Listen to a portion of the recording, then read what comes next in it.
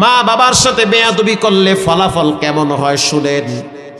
কুমিল্লার একটা এলাকার নাম হলো চান্দিনা। ওই চান্দিনার একজন লোক আছে, তিনি হলো ডাক্তার, থাকে ঢাকায় মুগদায়। তিনি আমাকে বলল, হুজুর মায়ের সাথে বেয়াদবি করলে যে কি হয় এটা আমি চোখ দিয়ে দেখছি।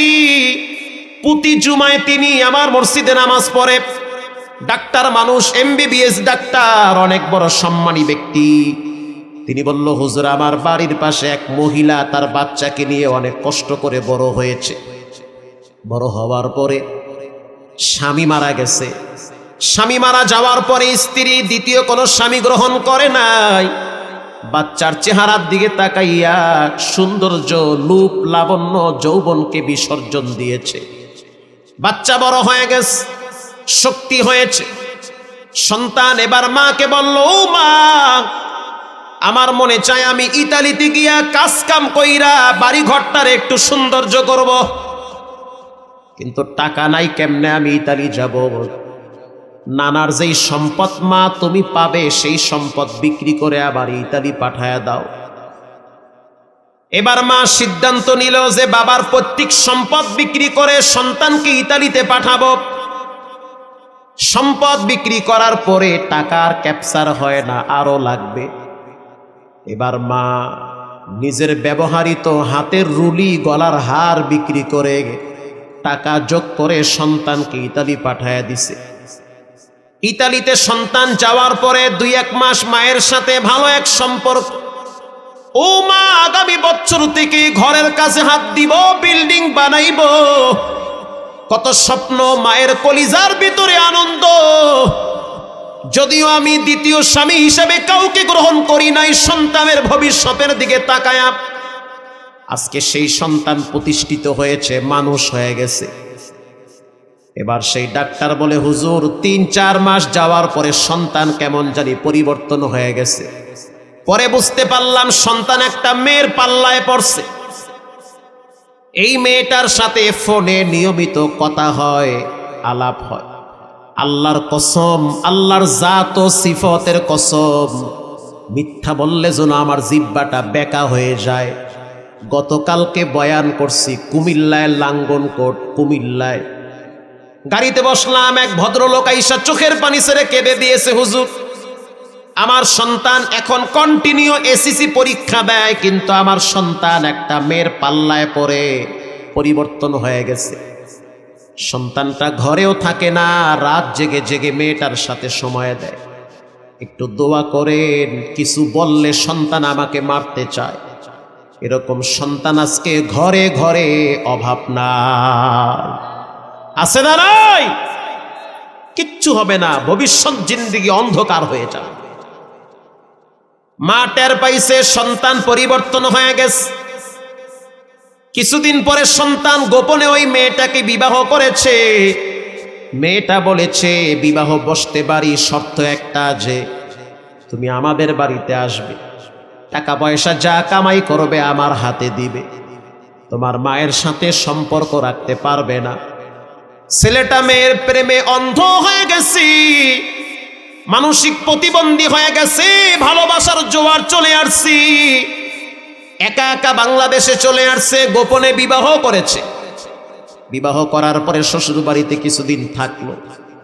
এরপরে শ্বশুর শাশুড়ি স্ত্রী সহ এয়ারপোর্টে সন্তানটাকে আগায় দিছে, যাও ইতালিতে নিরাপদে যাও। কারণ শ্বশুর শাশুড়িও টের পাইছে টাকার গাছ, মসমসা টাকা কামাই করে, এরই তো দরকার। কথা ঠিক না ব্যাঠিক? এরই তো দরকার। এবার সন্তান বিদেশে যাওয়ার পরে নিয়মিত শ্বশুর শাশুড়ির সাথে যোগাযোগ, মায়ের সাথে সম্পর্ক নাই। দীর্ঘদিন হয়ে গেল। মা তো রাত্রিবেলা চোখের অশ্রু যায় নামাজে ধরায়, আর বলে, আল্লাহ কেমন সন্তান দিলা, কত স্বপ্ন, কত চিন্তা ভাবনা, সব তো মাটি হয়ে গেল, খাওনি তো পেটে জুড়ে না। হঠাৎ একদিন মা শুনতে পাইল যে আমার সন্তান গ্রামে আসতেছে।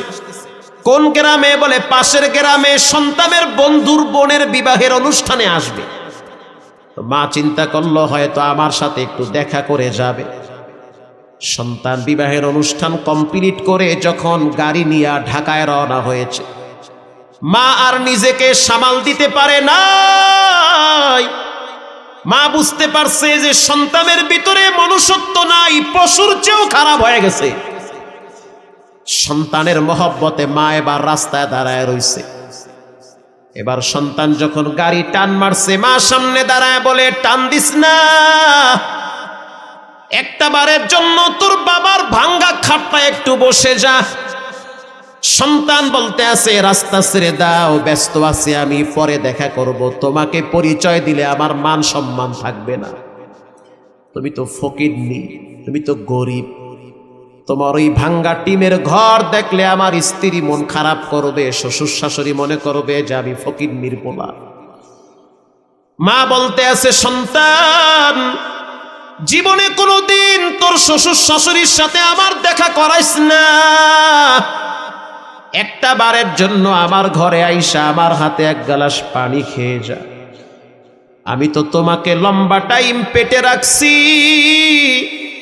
তোমাকে রাত জেগে জেগে পাখা দিয়া বাতাস কইরা ঘুম পাড়াইছি, গভীর রাত পর্যন্ত তোমাকে আমি সুস্থ করার জন্য পাশে বসে বসে যত্ন করেছি। তখন তো আর বউ ছিল না, তখন তো শ্বশুর শাশুড়ি ছিল না, এখন তোমার অভাব নাই, বারবার খবর নেয় তোমার, তুমি কেমন আছো, আলগা দরদ এখন বায়া বায়া পড়ে, ঠিক না ঠিক? এতদিন তো খবর ছিল না। সন্তান বলল, সময় নাই, জায়গা পরে আসবো। মা চিন্তা করলো সন্তান থাকবে না, চলে যাবে। জানলার ফাঁক দিয়া মা হাত ঢুকা দিছি, যাইস না, একটা বারের জন্য ঘরে বসে যা। সন্তান এমন নিষ্ঠুর পাশাদ, মাকে এমন জোরে একটা ধাক্কা মারছে, গাছের সাথে গিয়া মা পড়ে গিয়েছে। বাড়ি খাওয়ার সাথে সাথে মায়ের কপালে প্রচন্ড আঘাত পাইছি, রক্ত বায়া বায়া পড়ছে। তারপরেও মা চিল্লায় চিল্লায় বলতে আছে, আল্লাহ ও আমারে যদিও কষ্ট দিছে, তুমি রাগ কইরা ওরে কষ্ট দিও না। যদিও আমার কপাল থেকে রক্ত ঝরাইছে, তুমি রাগ কইরা শাস্তি দিও না, কারণ সমস্ত কিতাব হাদিসে লেখা মাকে কষ্ট দিলে বেশি দিন আরামে টিকতে পারে না। সন্তান তো বিদেশে চলে গেল, এদিকে মা যাযাবরের মতো জীবন পার করতেছে ঘরে। মাসখানেক পরে ডাক্তার বলতে আছে, হুজুর এই মহিলাটা আমার বাড়িতে আসছে রাত্র ৩টায়, আইসা দরজায় লক করতে আছে, ডাক্তার একটু খবর নিয়ে দেখেন আমার সুমন কেমন আছে। ডাক্তার বলতে আছে, রাত্র ৩টা বাজছে, সমস্যা কি? বলে, আমি তো একটা খারাপ স্বপ্ন দেখছি। এটা কোনো বানোয়াট কিচ্ছা কাহিনী না, এটা হলো কুমিল্লার বাস্তব ঘটনা। আল্লাহু আকবার। ডাক্তার বলতে আছে, খবর কেমনে নিব? মহিলা বলতে আছে, যেমনে হোক খবর নেন, আমার সন্তান কেমন আছে। ডাক্তার বলল, কি স্বপ্নে দেখলা? বলে, আমি দেখছি আমার সন্তান একটা ফ্যাক্টরির ভিতরে মিশিং চলতেছে, মিশিং এর ফিতার সাথে আমার সন্তানের হাত পেঁচাইছে। হাত পেঁচাইতে পেঁচাইতে পেঁচাইতে পেঁচাইতে শরীর থেকে হাতটা আলাদা হয়ে গেছে। এটা আমি স্বপ্নে দেখছি, তাড়াতাড়ি একটু খবর নেন। ডাক্তার বলতে আছে, হুজুর আমি এই মহিলাটারে একটু বুঝাইয়া শুনাইয়া বাড়িতে পাঠায়া দিছি। কিছুক্ষণ পর আমার মোবাইলে ঋণ ভেসে উঠল। তখন মোবাইলের দিকে তাকায় দেখলাম এটা বাহিরের নাম্বার, কল রিসিভ করলাম। ওই যে সুমনের কিছু বন্ধু বান্ধব আছে, তাদের সাথে আমার কথা হয় মাঝে মাঝে। একজনে ফোন দিয়া বলল, সুমনের অবস্থা খারাপ, ফ্যাক্টরির ভিতরে, জুতার ফ্যাক্টরির ভিতরে দাঁড়ায়া দাঁড়ায়া ডিউটি পালন করতেছিল, চামড়াগুলা পলটাইতেছিল ফিতার সাথে। একটা সময় দেখা গেল হাতটা হঠাৎ ফিতার সাথে ঢুকে গেছে, ফিতাও ঘুরতেছে, দেহটাও ঘুরতেছে, হাত ঘুরতেছে, ফিতাও ঘুরতেছে, বডিটাও ঘুরতেছে। একটা সময় আঘাত করে করে দেহ থেকে হাতটা ডিসকানেক্ট হয়ে গেছে, আলাদা হয়ে গেছে। রক্তাক্ত বটি নিয়ে রাস্তায় পড়ে আছে। হসপিটালে নেওয়া হয়েছে, অবস্থা খুব খারাপ, অনেক রক্ত লাগবে। স্ত্রীকে টেলিফোন করা হয়েছে, স্ত্রী এখন ফোন রিসিভ করে না। শ্বশুর শাশুড়িকে ফোন করা হয়েছে, কেউ রিসিভ করে না, কারণ বুঝতে পারছে টাকার বাক্স নষ্ট হয়ে গেছে। বুঝতে পারছে। প্রিয় ভাইরা আমার, সকালবেলায় মহিলার কাছে গিয়া বলল, মা টেনশন করবেন না, দোয়া করেন, দুর্ঘটনা ঘটছে ঠিক। মহিলা বলতে আছে, ডাক্তার আমি তো আমার সন্তানের অভিশাপ দেই নাই, আমি তো বরদোয়াও দেই নাই, তো কেন এমন দুর্ঘটনা ঘটলো? আমি বারবার বলছি, আল্লাহ যত কষ্ট আমি মা সহ্য করব, কিন্তু আমার বাচ্চাটার জন্য কোনো কষ্ট না হয়। এই সন্তান দীর্ঘদিন চিকিৎসা করলো, ঢাকায় উত্তরায় ফ্ল্যাট ছিল, সেটা বিক্রি করার পরেও চিকিৎসার টাকা জোগাড় হয় না। গোপনে যত ব্যাংক ব্যালেন্স ছিল সব শেষ করলো, তারপরও চিকিৎসার টাকা হয় না। স্ত্রীকে ফোন করে বলল, কিছু টাকা দাও, তোমাকে তো আমি লক্ষ লক্ষ টাকার গোল্ড দিয়েছি, স্বর্ণ দিয়েছি। স্ত্রী বলল, দিয়েছো ঠিক, তবে এখন দিতে পারবো না, তোমাকে আমরা চিনতেও চাই না। সম্পর্ক নষ্ট হয়ে গেল।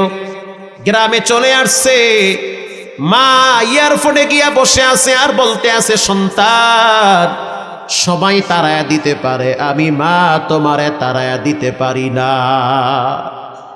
এখন এই মায়ের ঘরেই থাকে। কয়েক বছর আগে সন্তান দুনিয়ার থেকে বিদায়।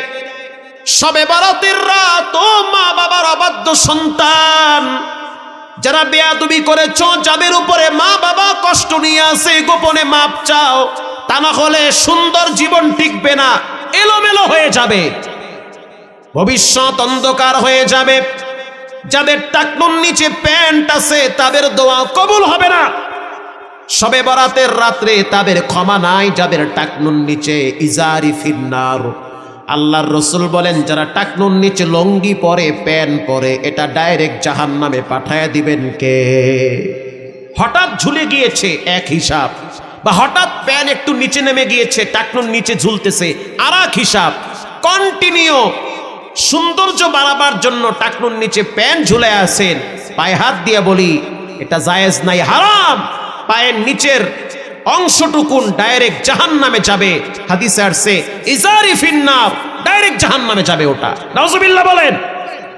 বেঁচে থাকেন এগুলোর থেকে। শবে বরাতের রাত্রে হত্যাকারীর কোনো ক্ষমা নাই। প্রিয় ভাইয়েরা আমার, এজন্য পাক্কা নিয়ত করে নেন, এখানে অনেক মা বাবার অবাধ্য সন্তান আছেন, যারা কোনোদিন মা বাবার সাথে আর বেয়াদবি করবেন না, আল্লাহর সাথে কখনোই শিরিক করবেন না, জীবনে নামাজ ছাড়বেন না, হারাম খাবেন না, আব্বা আম্মার সাথে দুরাচরণ করবেন না। দিলটা যদি নরম থাকে, তওবার নিয়াইতে দুইটা হাত আল্লাহকে দেখায় দেই, নারায়ে তাকবীর।